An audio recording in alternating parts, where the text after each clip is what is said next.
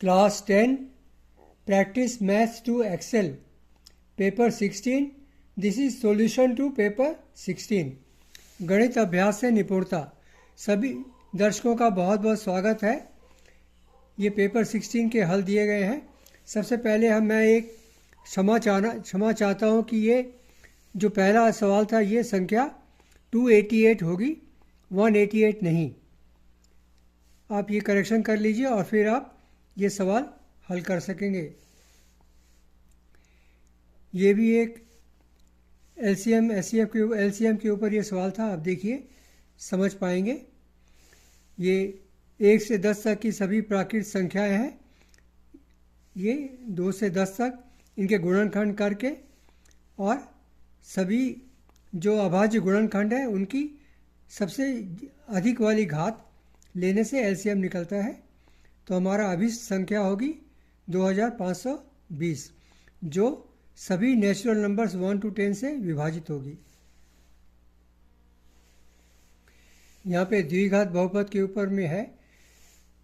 ये पहला जो ये दिया गया था बहुपद, इसके अगर शून्यक अल्फा बीटा है तो हमें जो बहुपद निकालना है उसके शून्यक होंगे 1/α एंड 1/β। और सवाल देखें, समझ पाएंगे। ये समीकरण युग्म था, इसमें x और y के मान निकालने से देखिए आप समझ पाएंगे।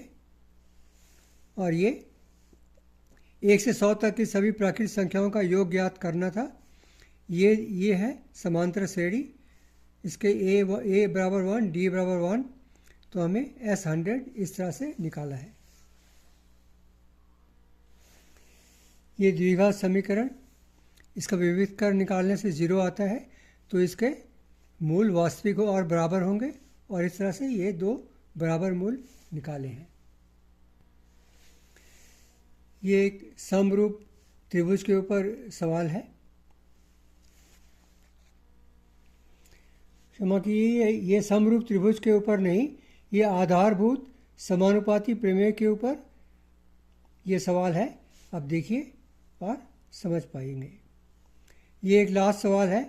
इसमें ये 3 बिंदु दिए गए हैं, तो ये बताना है कि क्या ये एक समकोण त्रिभुज के शीर्ष हैं।